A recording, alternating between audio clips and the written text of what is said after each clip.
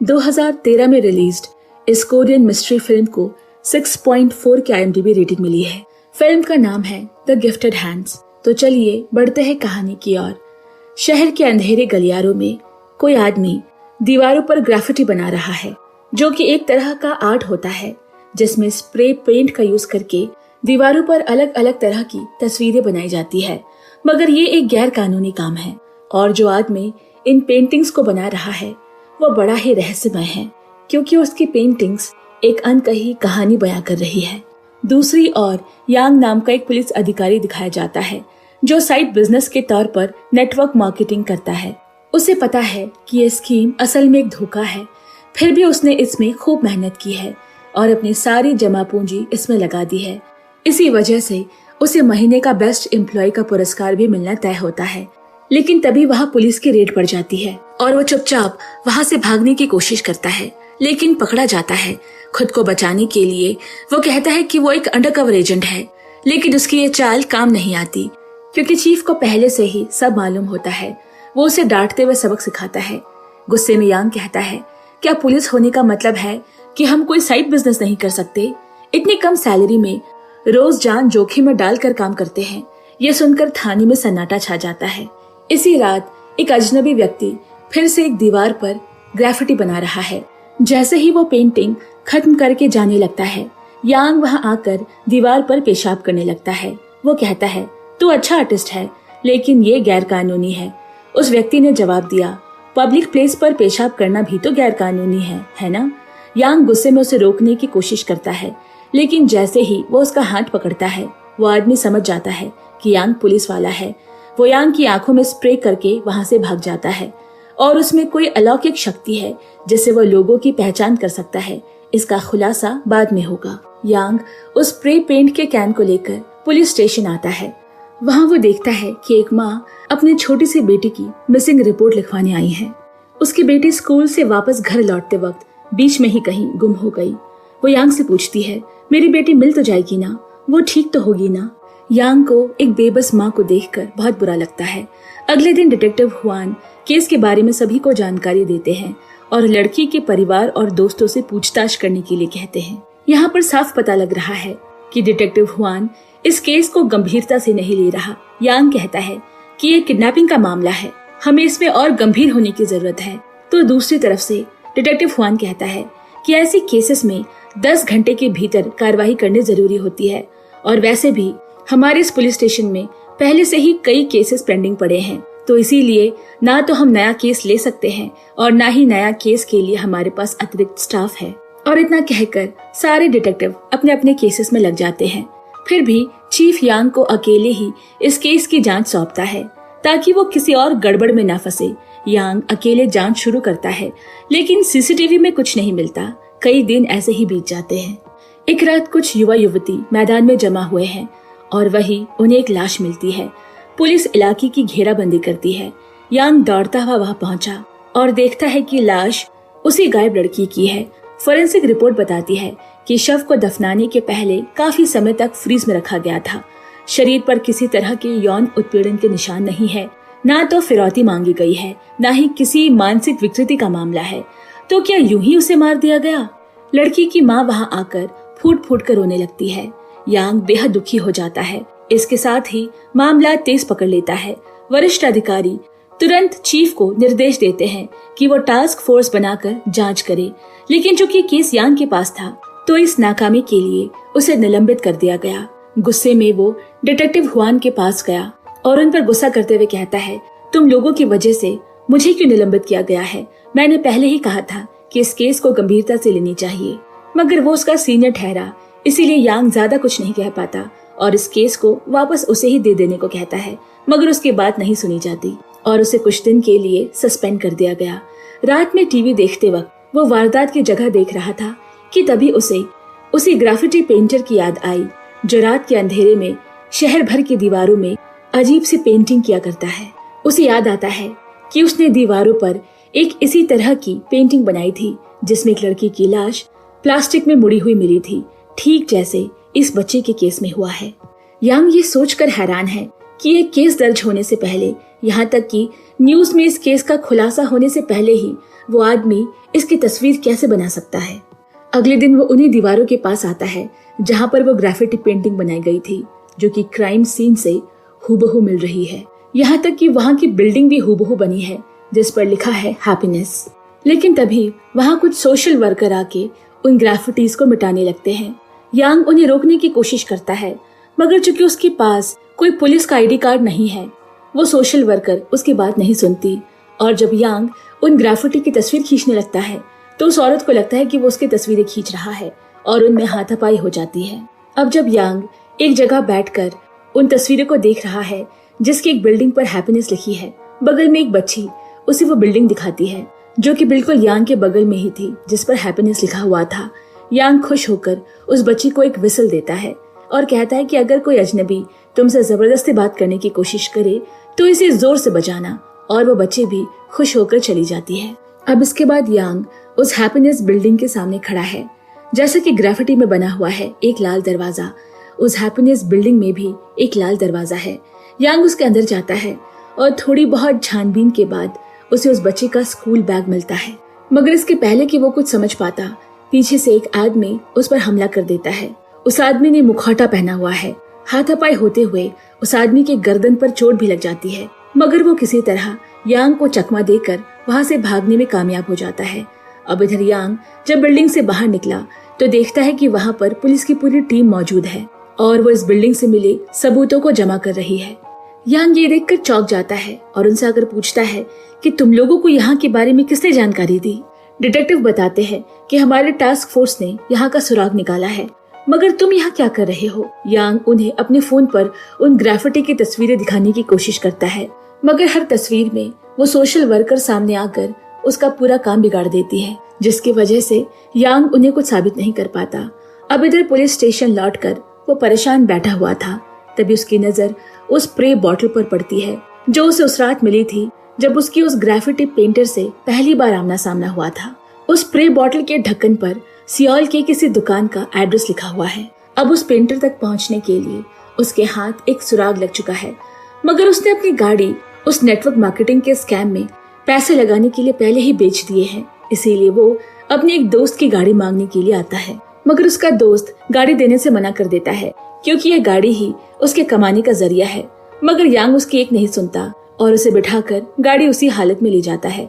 पहले तो उसका दोस्त बिल्कुल राजी नहीं होता, मगर जब यांग बताता है कि इस केस को सॉल्व करने का इनाम $50,000 है तो उसकी आंखें बड़ी बड़ी हो जाती है और वो तुरंत उसका साथ देने को राजी हो जाता है। यहाँ तक कि वो खुद उस सियोल की दुकान को भी ढूंढ निकालता है। अब दुकानदार से पूछने पर वो जवाब देता है कि इतने लोग दिन भर उसकी दुकान से चीजें खरीदने आते हैं, वो किस किस का ध्यान रखेगा। तब यांग के दोस्त ने कहा, मगर ग्राफिटी पेंटिंग बनाने वालों को एक साथ बहुत सारे पेंट की जरूरत पड़ती है, तो क्या ऐसा कोई नहीं जिसे आपने ढेर सारे पेंट डिलीवर किए हो। दुकानदार को तब भी कुछ याद नहीं आता। तब यांग कहता है, याद कीजिए पिछले कुछ दिनों में कोई आदमी आपकी दुकान पर आया हो और आपको उसे देखकर थोड़ा अजीब लगा हो। ये सुनने के बाद दुकानदार को एक बात ध्यान में आती है। वो कहता है कि एक रात बारिश में भीगते हुए एक लड़का उसकी दुकान पर सिर्फ एक स्प्रे कैन बदलवाने आया था, क्योंकि मैंने गलती से डार्क रेड की जगह उसे ब्राउन कलर डिलीवर कर दिया था। और उस लड़के का विवरण देते ही यांग समझ गया कि ये वही ग्राफिटी पेंटर है जिसे वो तलाश रहा है।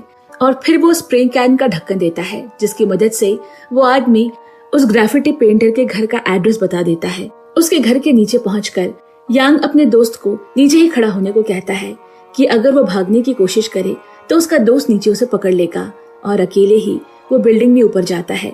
वहाँ पर उस पेंटर से उसकी हाथापाई हो जाती है, मगर यांग ने गौर किया कि उसके गर्दन पर किसी तरह की चोट का निशान नहीं है, जो पिछले दिन उस किडनैपर से फाइट के दौरान उसकी गर्दन पर चोट लगा था। यांग समझ गया कि ये लड़का वो किडनैपर नहीं है और उसे छोड़ देता है, मगर उस दिन के बाद से वो उस पर अपनी कड़ी नजर रखने लगा है। अब रात के अंधेरे में एक बार फिर वो ग्राफिटी पेंटर अपना काम करने निकलता है और इस बार यांग उसे पकड़ लेता है।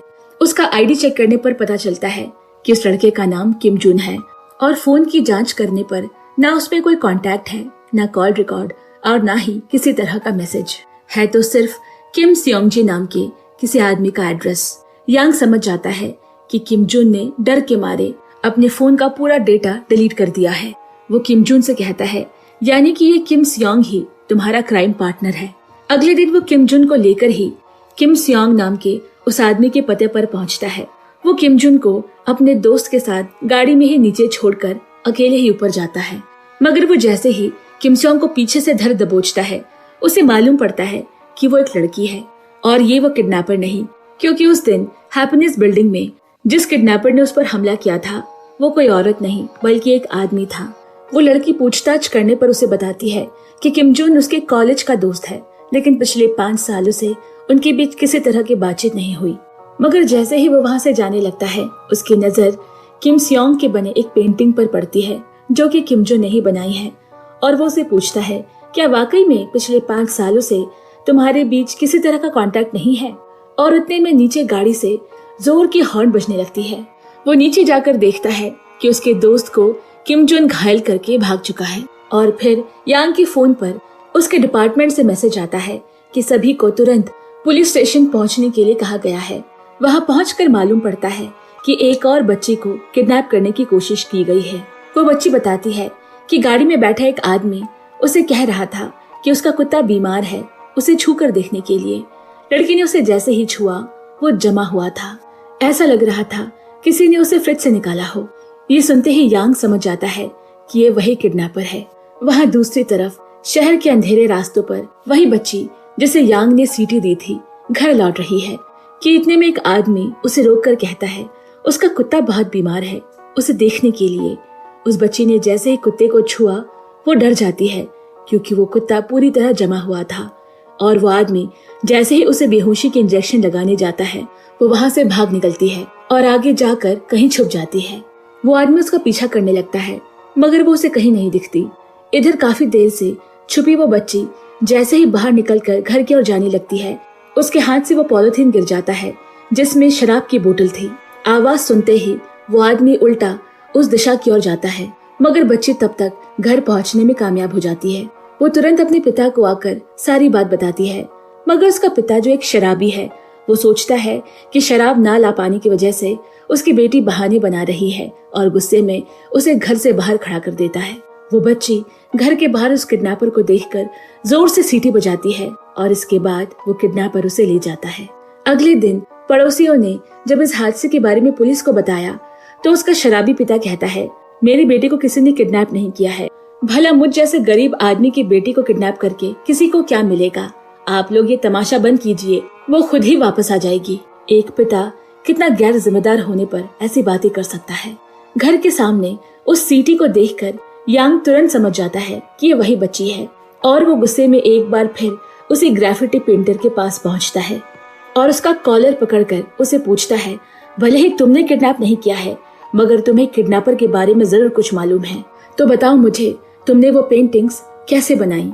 किम जुन जवाब देता है कि मैंने अपनी कल्पना से बनाई थी। उसका जवाब सुनकर तो यांग का दिमाग घूम जाता है और गुस्से से वो उसे बहुत मारने लगता है। इतना मार खाने के बाद एक बार किम जुन उसका हाथ पकड़ लेता है और हाथ पकड़ते ही उसे दोबारा विजन आता है और वो यांग से कहता है, ओह तो तुम इसीलिए ये सब कर रहे हो? तुम्हें क्या लगता है ये सब करने से तुम्हारा भाई वापस आ जाएगा? उसके मुंह से अपने भाई के बारे में सुनकर यांग बहुत डर जाता है और उसे वहीं छोड़कर भाग जाता है।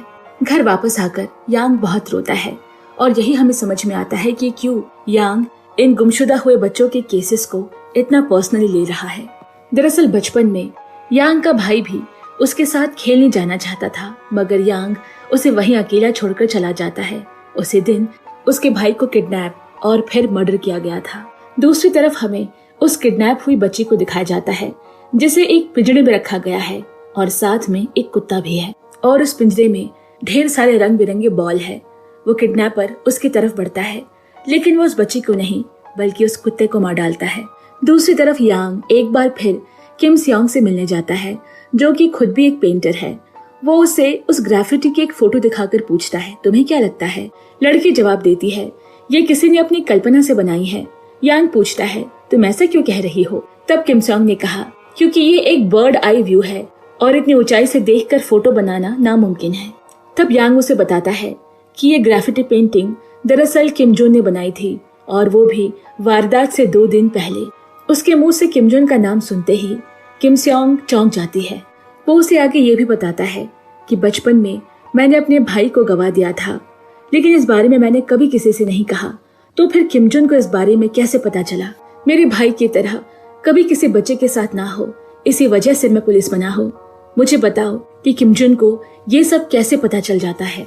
इसके बाद किम स्योंग बताना शुरू करती है कि बहुत पहले से ही किमजुन के पास एक अलौकिक शक्ति है, जिसके जरिए वो किसी को भी स्पर्श करके उसके अतीत के बारे में बता सकता है। और एक बार स्कूल में सभी के सामने इस बात का खुलासा हो गया था, जिसके बाद से किमजुन कभी स्कूल नहीं लौटा। कुछ समय बाद मुझे मालूम चला था कि उसकी माँ एक्सीडेंट में चल बसी, और हमें यहाँ ये भी बताया जाता है कि ऐसी ही अलौकिक शक्ति किमजुन के पिता के पास भी थी, और जिसकी वजह से ही उन्होंने खुदकुशी कर ली। किमजुन को अकेला पाल पोस कर बड़ा करने के लिए उसकी माँ ने कई कुर्बानियां दी, कई ऐसे काम भी करने पड़े जिसके बारे में वो कभी किसी को नहीं बता सकती। जब किमजुन ने अपनी माँ को इन शक्तियों के बारे में बताया और उनका हाथ पकड़ना चाहा, तो उसकी माँ घबरा गई और पीछे हटने लगी, और उसी वक्त एक ट्रक के सामने आ जाने से उसकी माँ की हादसे में मौत हो गई। उस दिन के बाद किमजुन कभी अपने आप को माफ नहीं कर पाया। इन सारी बातों का पता चलने के बाद यांग एक बार फिर किमजुन से मिलने आता है। पूरी रात उसके घर के सामने इंतजार करने के बाद जब सुबह किमजुन बाहर निकला, तो यांग उसे समझाने की कोशिश करता है कि तुम्हारी माँ हादसे में मारी गई थी, इसके लिए खुद को कसूरवार ठहराना बंद करो। और वो उसे ये भी कहता है कि मुझे नहीं मालूम तुम कोई साइकिक हो या कोई एलियन या भगवान, मैं बस ये चाहता हूँ कि इस केस को सुलझाने में तुम मेरी मदद करो। उसी वक्त म्यूनिसिपल कॉर्पोरेशन के लोग आकर किमजुन का घर तोड़ने लगते हैं। दरअसल उसे पहले ही नोटिस दी गई थी, मगर किमजुन वहाँ से हटा नहीं।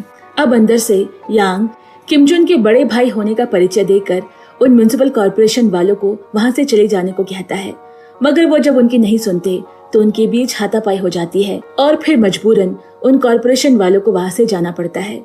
मगर इस हाथापाई में यांग को काफी चोट लग जाती है और वो बेहोश हो जाता है। यांग की ऐसी हालत देखकर किमजुन को उसके लिए बहुत बुरा लगता है, और वो उसे उठाकर अंदर ले आता है। यांग के बेहोशी की हालत में किमजुन उसका हाथ पकड़कर उन गुमशुदा हुए बच्चों के बारे में, उनकी माँ का रोना, सब कुछ देख सकता है, और फिर वो उसकी मदद करने का फैसला करता है। होश आने पर वो उसके लिए खाना भी बनाता है। यांग उसे पूछता है कि तुमने उस हैप्पीनेस बिल्डिंग को कैसे बनाया। तब किमजुन सीटी बजाकर एक कबूतर को अपने पास बुलाता है, और फिर यांग से कहा कि ये कबूतर शहर भर में उड़ते रहते हैं, इन्हीं की मदद से मैं उन तस्वीरों को बनाता हूँ। अब जाकर यांग को किम स्योंग की कही हुई बर्ड आई व्यू की बात समझ में आती है। इसके बाद यांग उसे उस गुमशुदा बच्चे के कपड़े देता है, जिसे हाथों से स्पर्श करके वो उसका अतीत देख पाता है। वो सुन पाता है बच्चों की हंसी और एक पिंजड़ा जिसमें रंग बिरंगे बॉल्स रखे हुए हैं। यहाँ तक कि वो किडनैपर उन बच्चों की तस्वीरें भी खींच रहा है। इतना सब कुछ देखकर किमजुन के दिमाग पर काफी दबाव पड़ने लगता है। उसके नाक मुंह से खून निकलने लगता है और वो कांपते हुए जमीन पर गिर पड़ता है। यांग दौड़ कर आकर उस बच्चे का कपड़ा उसके हाथों से छीन लेता है।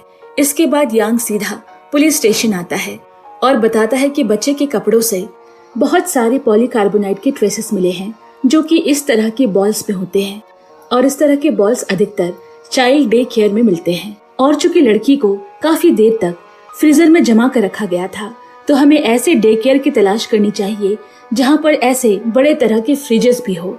डिटेक्टिव ह्यून इस बार भी यांग की बातों को हल्के में लेता है, मगर चीफ उसकी बातों को गंभीरता से लेता है और पुलिस की एक टीम को इस तहकीकात में लगा देता है। पुलिस की पूरी टीम एक एक करके सभी डे केयर में छानबीन करने लगते हैं। इतने में यांग और उसके दोस्त का ध्यान एक रेस्टोरेंट पर पड़ता है, जिसमें उस तरह के बड़े फ्रिज और बच्चों के खेलने की व्यवस्था की गई थी। वहाँ के स्टाफ से पूछताछ करने के बाद थोड़ी देर में उसका मालिक भी आ जाता है। जब यांग ने चेक करने के लिए उसका फोन मांगना चाहा, वो आदमी अपनी गाड़ी में फोन लेने के लिए जाता है, मगर यांग खिड़की से देख लेता है कि वो दरअसल अपने फोन को पानी से भिगो रहा है ताकि वो खराब हो जाए। ये देखकर यांग जल्दी से गाड़ी का शीशा तोड़कर उसे हिरासत में ले लेता है। अब की बार लगता है कि वो किडनैपर पकड़ा गया, मगर पुलिस स्टेशन में पूछताछ करने के बाद पता चलता है कि वो असल में किडनैपर नहीं है। वो तो किडनैपिंग के वक्त देश में था भी नहीं। वो दरअसल अपना फोन इसीलिए छुपाने की कोशिश कर रहा था क्योंकि उसमें उसने लड़कियों की गंदी गंदी तस्वीरें खींच कर रखी थी, जो वो नहीं चाहता था कि पुलिस के हाथ लगे। उसी दिन न्यूज चैनल पर खबर आती है कि जिस लड़की की मौत हुई थी उसकी मां ने खुदकुशी कर ली। इससे पुलिस टीम पर इस केस को सॉल्व करने का दबाव और भी बढ़ जाता है और हमें दूसरी तरफ किडनैपर को दिखाया जाता है, जो कि दरअसल एनिमल क्लिनिक में एक डॉक्टर है।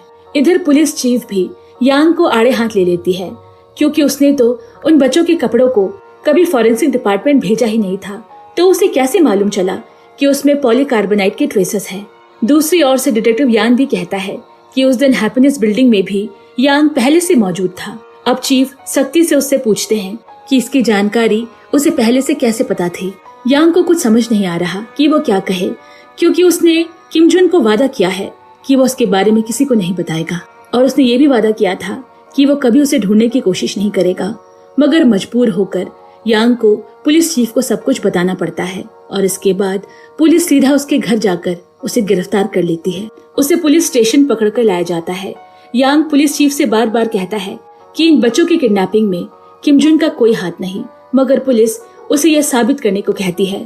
तब यांग उसके पास जाकर किसी बच्चे के कपड़े देकर उसका अतीत बताने के लिए कहता है, नहीं तो ये लोग तुम्हें छोड़ेंगे नहीं। किम जुन को लगता है कि यांग ये सब जानबूझकर कर रहा है।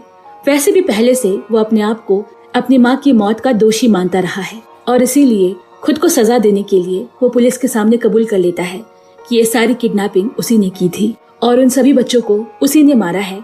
यांग बार बार उसे ऐसा करने से मना करता रहा, लेकिन किम जुन उसके सामने पूरे जुर्म की जिम्मेदारी खुद पर ले लेता है। उसे पुलिस हिरासत में लेकर कोर्ट ले जाती है। पुलिस स्टेशन से बाहर ले जाते वक्त पूरी मीडिया उसे कवर करने लगती है।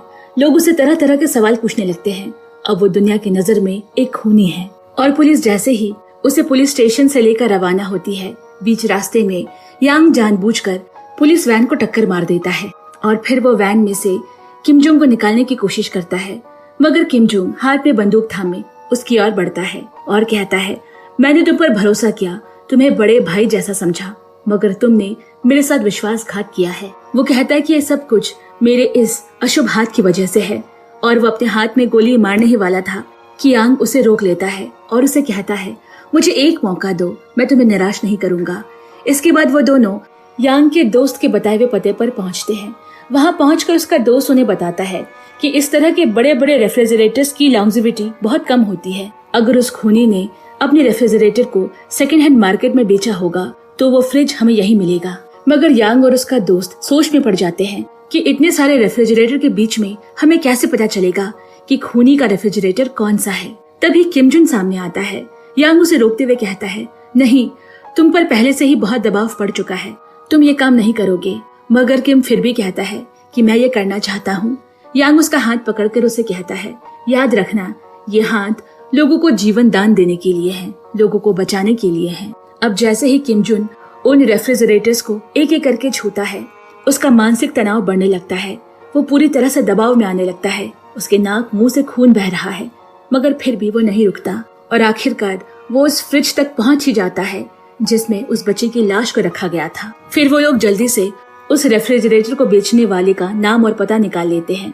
उधर दूसरी तरफ वो आदमी उस बच्ची के पास आता है उसके घाव पर पट्टी करने के लिए, लेकिन मौके का फायदा उठाकर वो बच्ची वहां से भागने की कोशिश करती है, मगर मेन दरवाजा बंद होने की वजह से वो किडनैपर उसे दोबारा पकड़ लेता है।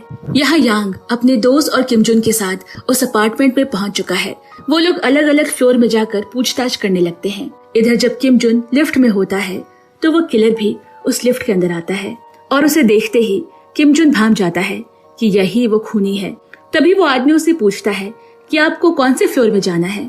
किम जुन कहता है, मुझे भी 20वें माले पर ही जाना है। इतने में किम जुन यांग को मैसेज करके 20वें माले की खबर दे देता है। उधर वो आदमी से पूछता है, क्या आप 20वें माले पर ही रहते हैं? किम जुन कहता है, नहीं, एक दोस्त से मिलने जा रहा हूँ। और जैसे ही 20वां माला आता है, लिफ्ट खुलते ही वो आदमी वापस से लिफ्ट को बंद कर देता है और उसे कहता है, लेकिन 20वें माले पर तो सिर्फ मैं अकेला ही रहता हूँ और जहाँ तक मुझे याद है मैं तुम्हें नहीं जानता हूँ। दूसरी ओर तब तक यांग भी 20वें माले तक पहुँच चुका है।